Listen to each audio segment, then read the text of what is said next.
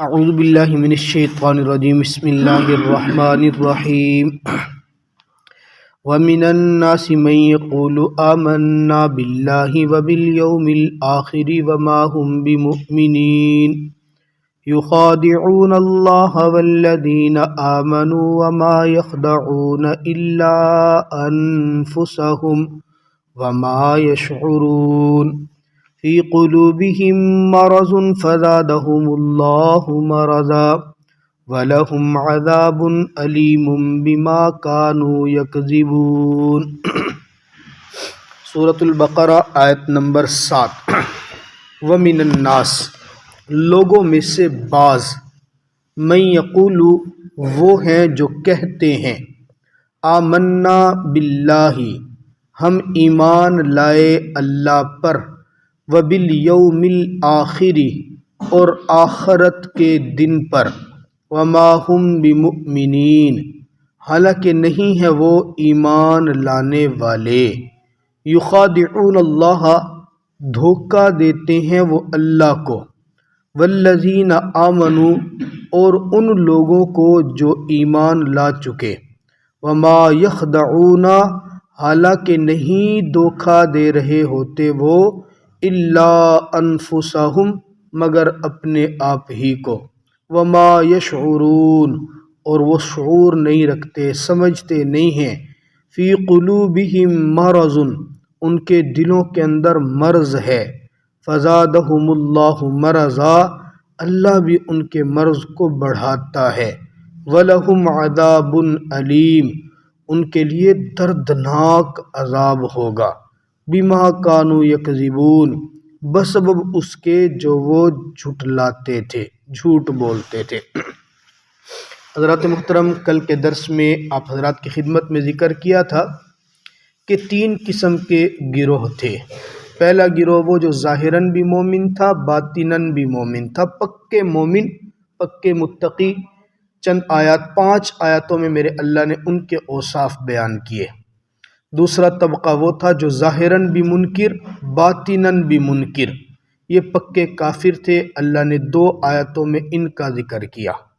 تیسرا طبقہ وہ جو ظاہراً تو ایمان لاتے تھے لیکن باطناً کافر ہوتے تھے، یہ پکے منافق۔ ان کے بارے میں اللہ نے پوری 13 آیات قرآن پاک میں نازل کی، یہ پورا رکوع یہاں سے لے کے دوسرے رکوع تک، یہ پوری 13 آیات اللہ رب العزت نے انہی کے بارے میں نازل کی ہے۔ ان کا طریقہ واردات کیا تھا منافقین کا؟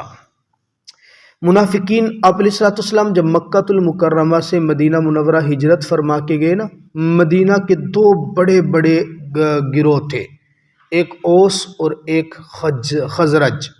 اوس اور خزرج میں سے بہت سارے لوگ تو آپ علیہ السلام کے لیے انصار بنے، مدد کی انہوں نے، اور آپ علیہ السلام پر کلمہ پڑھ کر مسلمان بھی ہوئے۔ البتہ اس زمانے کے جو یہودی تھے نا، وہ ابتدا ہی سے آپ علیہ السلام کے مخالف رہے۔ ان کی مخالفت کی بہت ساری وجوہات تھی۔ ایک تو ان سے نبوت چلی گئی تھی، سب سے بڑی وجہ یہ تھی۔ دوسرا، انہیں نظر آ رہا تھا کہ اب ہمارے پاس سرداری نہیں رہے گی، بادشاہت ہم سے چلی جائے گی، تو آپ علیہ السلام کی پھر حلقے احباب کا بڑھ جانا، آپ علیہ السلام کے معتقدین کا بڑھ جانا، ایمان والوں کا زیادہ مقدار میں ہو جانا، یہ کافی ساری چیزیں انہیں پریشان کر رہی تھی۔ یہود میں سے کوئی اکا دکا، جیسے حضرت عبداللہ بن سلام رضی اللہ تعالیٰ عنہ، یہ یہود کے بہت بڑے عالم تھے، انہوں نے اسلام قبول کیا، یا اکا دکا چند ایک آدمی ہیں جنہوں نے اسلام قبول کیا، ورنہ وہ شروع سے ہی آپ علیہ السلام کے مخالف رہے۔ یہاں سے تذکرہ در حقیقت انہی لوگوں کا ہے۔ جب اسلام کی فتوحات بڑھنا شروع ہوئی، اسلام کو میرے اللہ نے قوت عطا کرنا شروع کی، تب یہود میں سے کچھ لوگ ایسے ہوئے کہ جو ظاہراً اپنے آپ کو ایمان والا ظاہر کرتے تھے، یہ منافق بنے یہود میں سے۔ جو مشرکین مکہ پکے تھے وہ تو پکے ہی رہے نا کافر، جو مومن بن گئے تو پکے مومن بن گئے۔ منافق یہود میں سے بنے ہیں، ظاہراً انہوں نے کلمہ کا ظاہر کیا، صرف یہ کہ ہمیں مدد مل جائے گی، مسلمانوں کو جو طاقت مل رہی ہے ہمیں اس طاقت میں سے حصہ مل جائے گا، ہمیں مال غنیمت مل جائے گا، ہمیں جناب والا صدقات ملیں گے، یہ ان کا مقصد تھا۔ اب وہ زبان سے مسلمانوں کے پاس جب ہوتے تھے تو دعویٰ کرتے تھے من الناس من یقول آمنا، ہم بھی تمہارے جیسے ہیں یار، ہم بھی مومن ہیں پکے، ہمارا خدا تمہارا خدا ایک ہے، ہم بھی آخرت پر یقین رکھتے ہیں، یہ زبان سے ان کے دعوے ہوتے۔ اللہ رب العزت نے لفظ ذکر کیا من، عربی زبان میں من جو ہوتا ہے نا تبعیض کے لیے آتا ہے، کچھ بیان کرنے کے لیے تھوڑا سا۔ وَمِنَ النَّاسِ مَن یقول، لوگوں میں سے بہت تھوڑے سے، اکثریت ایمان والی ہوگی یا پھر کافر ہیں، تھوڑے سے جو ہوں گے نا وہ منافق ہیں، لیکن یہ تھوڑے سے بھی ہو کے بہت بھاری پڑ جاتے ہیں کیونکہ ان کی شاطرانہ چالیں پھر کافی ساری ہو جاتی ہیں۔ بہت تھوڑے سے ہیں جو کہتے ہیں یقول آمنا، ہم تو ایمان والے ہیں، وبالیوم الآخر، آخرت کے دن پہ یقین رکھتے ہیں، وما ہم بمؤمنین، اللہ واضح فرماتا ہے کہ یہ ایمان والے ہوتے نہیں ہیں، صرف زبان سے دعوے کرتے ہیں، اور یہ دعویٰ کرنے کا مقصد یخادعون اللہ کو دھوکہ دیتے ہیں۔ یہاں ایک اشکال ہوتے ذہن نشین فرمائیے، اللہ خود فرما رہا ہے اپنے قرآن میں، وہ یہ باتیں کر کے نا یخادعون اللہ، وہ کس کو دھوکہ دے رہے ہیں؟ اللہ کو۔ سوال یہ ہوتا ہے کہ اللہ کو دھوکہ دیا جا سکتا ہے؟ نعوذ باللہ، کیا اللہ تعالیٰ کی ذات اتنی کمزور ہو گئی ہے کہ وہ منافقین کے دھوکے میں آ جائے گی؟ اگر نہیں ہے تو قرآن کی اس آیت کا کیا مطلب، اس لفظ کا کیا مطلب؟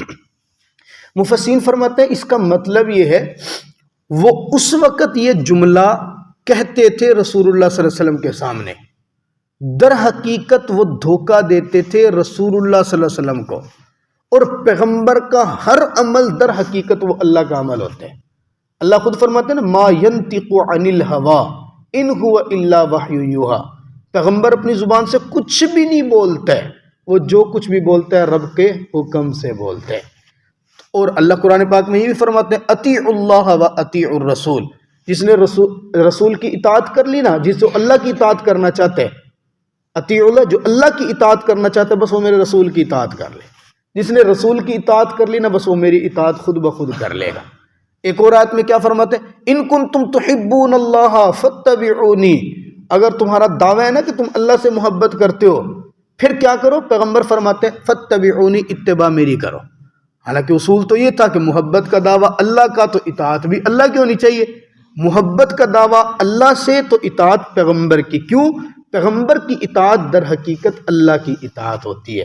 اس لیے فرمایا یخادعون اللہ، اللہ اپنا گہرا تعلق بتا رہے ہیں اپنے پیغمبر سے، یہ اللہ کو دھوکہ دیتے ہیں، اللہ کو ڈائریکٹ نہیں بلکہ اللہ کے پیغمبر کو دھوکہ دے رہے ہیں، اور پیغمبر کو دھوکہ دینا در حقیقت وہ اللہ کو دھوکہ دینا ہوتا ہے۔ جیسے یہاں ہمارے ملک کے اندر کوئی بندہ ایس ایچ او کی بےزتی کر دینا تو جناب والا پوری مشینری اس کے خلاف ہو جائے گی، کیوں؟ اسٹیٹ کی مخالفت کر دی ہے، حالانکہ وہ مخالفت اسٹیٹ کی نہیں ہوئی، وہ تو ایک عام سے کارندے کی ہوئی ہے، حکومت کی مخالفت نہیں ہوئی، وہ تو ایک عام سے ملازم کی مخالفت ہوئی ہے، لیکن وہ ملازم حکومت کا تھا، اس کے منہ پہ تماچا، در حقیقت وہ حکومت کے منہ پہ تماچا ہے، وہ ایک ہی چیز سمجھا جاتا ہے۔ اسی طرح جو رسول کی مخالفت کر رہے ہیں اللہ فرما رہے ہیں در حقیقت مجھے رب کی مخالفت کر رہے ہیں، اور جو رب کی مخالفت کرے گا ظاہر سی بات ہے جو رب کو دھوکہ دے گا وہ تو خسارے میں۔ فرمایا والذین آمنوا، اللہ کو دھوکہ دے رہے ہیں اور ان لوگوں کو دھوکہ دے رہے ہیں جو ایمان والے ہو چکے ہیں۔ ایمان والا جو ہوگا وہ بھی رب تعالیٰ کی ذات کے اوپر ایمان لا رہا ہے، ان کو دھوکہ دینا وہ بھی در حقیقت اللہ کو۔ آگے اللہ نے واضح فرما بھی دیا یخادعون اللہ والذین، یہ دھوکہ دینے کی کوشش کرتے ہیں اللہ کو اور ایمان والوں کو، ما یخدعون الا انفسہم، دھوکہ کسی کو بھی نہیں دے رہے، در حقیقت اپنے آپ کو دھوکہ دے رہے، اپنے آپ کو سمجھ رہے ہیں بہت سیانے کہ ہم یوں کر رہے ہیں، ہم تو مسلمانوں کو چکمہ دے کے آ رہے ہیں، ہم تو نعوذ باللہ رسول اللہ کو، حالانکہ پیغمبر کو میرے اللہ نے واضح بتا دیا ہوتا ہے کہ فلاں منافق ہے، فلاں منافق ہے، فلاں منافق ہے۔ حدیث مبارکہ میں آتا بھی ہے ایک صحابی کو آپ علیہ السلام نے اپنی وفات مبارکہ سے پہلے واضح طور پہ بتا دیا تھا، فلاں فلاں فلاں فلاں نام لے کے بتایا تھا وہ منافق ہے۔ سوال ہوتا ہے جب میرے پیغمبر کو پتہ تھا کہ یہ منافق ہے، اسلام کی بنیادوں کو کھوکھلا کرنے آیا ہے، پھر رسول اللہ نے ان کو اٹھا کے باہر کیوں نہیں نکالا؟ فرمایا اس لیے کہ وہ ابتدائے اسلام کا زمانہ تھا، اگر رسول اللہ یوں اٹھا کے باہر نکالنا شروع کر دیتے تو دور والے کافر تھے نا، انہوں تو نہیں نا پتا تھا کہ یہ منافق ہے، وہ یہ سمجھتے کہ مسلمانوں کے اندر محبت ہی نہیں ہے، یہ تو اپنے بندوں کو اٹھا اٹھا کے باہر پھینکتے ہیں، تو اسلام کے پھیلنے میں رکاوٹ پیدا ہو جاتی، اس لیے ان کو برداشت کیا گیا۔ فی قلوبہم مرض فزادہم اللہ مرضا، اللہ فرماتے ہیں ان منافقین کے دلوں کے اندر مرض ہے۔ مرض ہے، مرض کیا تھا؟ حسد والا، مرض کیا تھا تکبر والا، مرض کیا تھا غرور والا، مرض کیا تھا کہ ہم نے ان مسلمانوں کو نیچے دکھانا ہے۔ اس سے پتہ چلتا ہے انسان کو جس طرح ظاہری دل کی بیماریاں ہو جاتی ہیں نا، اٹیک ہو گیا جی، دل پہ چربی چڑھ گئی ہے جی، اس کے وال بند ہو گیا جی، اسی طرح روحانی بیماریاں بھی دل کو ہوتی ہیں۔ جس طرح انسان کے صحت مند ہونے کے لیے ظاہری بیماریوں کا علاج ضروری ہے، اسی طرح روحانی بیماریوں کا علاج بھی ضروری ہے۔ اور وہ روحانی بیماریوں کا علاج اللہ کے ساتھ لو لگانے، تنہائی کے اندر اللہ اللہ کی ضربیں لگانے، استغفر اللہ کی ضربیں لگانے، ذکر و اذکار کرنے، اپنے دل کے اندر مسلمانوں سے محبت پیدا کرنے۔ یہ کریں گے تو انشاءاللہ تعالی روحانی بیماریاں دل کی درست ہوتی چلی جائیں گی۔ وَلَهُمْ عَذَابٌ عَلِيمٌ۔ نوٹ کیجئے گا، کل کے درس کے آخر میں آپ نے پڑھا تھا جو پکا کافر ہے نا، اس کے لیے لفظ تھا وَلَهُمْ عَذَابٌ عَظِيمٌ، اور جو منافق ہے اس کے لیے لفظ آیا وَلَهُمْ عَذَابٌ عَلِيمٌ۔ ان کو اللہ بڑا عذاب دے گا جو پکا کافر ہے۔ اس بڑے کی کیفیت کیا ہوگی وہ رب نے نہیں بتائی ہے، بڑا عذاب ہوگا، اس میں درد کتنا ہوگا یہ اللہ ہی جانتے ہیں۔ اور جو منافق ہے وَلَهُمْ عَذَابٌ عَلِيمٌ، ان کو عذاب بھلے چھوٹا ہی دے دوں لیکن ہوگا دردناک، تکلیف زیادہ ہوگی۔ بسا اوقات بیماری بہت بڑی ہوتی ہے لیکن تکلیفیں کم ہوتی ہیں، اور بسا اوقات جناب والے ایک پاؤں پہ ٹھوکر بھی لگ جائے نا، بظاہر نہ ہڈی ٹوٹی ہے نہ خون نکلے، لیکن تکلیف اتنی زیادہ ہو جاتی ہے کہ بندے سے برداشت سے باہر ہو جاتے ہیں۔ آپ کو اگر کٹ لگ جائے نا، میرے خیال میں اتنی تکلیف نہیں ہوتی جتنی کونی دیوار میں لگ گئی نا، اور کرنٹ جو پیدا ہوتا ہے، حالانکہ اس پہ کوئی ایسی خاص چوٹ نہیں لگی لیکن اس میں درد زیادہ ہو جاتے ہیں۔ یہ اللہ نے ذکر کیا جو منافق ہے نا اس کو میں درد دوں گا، وہ درد کیسا ہوگا وہ میں جانتا ہوں۔ اور یہ درد کی بنیادی وجہ کیا ہے؟ بما کانوا یکذبون، کیونکہ یہ جھوٹ بولتے ہیں، جھوٹ بولتے ہیں، زبان سے ایمان کا دعویٰ۔ جھوٹ میرے رب کو پسند نہیں ہے۔ حدیث مبارکہ میں آتے ہیں نا، پوچھا گیا یا رسول اللہ کیا مومن چور ہو سکتا ہے؟ جی ہاں۔ کیا مومن سے زنا بھی ہو سکتا ہے؟ جی ہاں۔ کیا مومن سے فلاں گناہ بھی ہو سکتا ہے؟ جی ہاں۔ یا رسول اللہ ایکون المؤمن کذاب، کیا مومن جھوٹا ہو سکتا ہے؟ فرماتے لا لا لا، ایسا نہیں ہو سکتا، ہو مومن اور جھوٹا ہو یہ نہیں ہو سکتا، کیونکہ جھوٹ تو منافق کی علامتوں میں سے ہے، مومن کی علامتوں میں سے نہیں ہے۔ اللہ تعالیٰ مجھے اور آپ کو خالص ایمان عطا فرما دے، اللہ ہمیں جھوٹ سے بچنے کی توفیق عطا فرما دے۔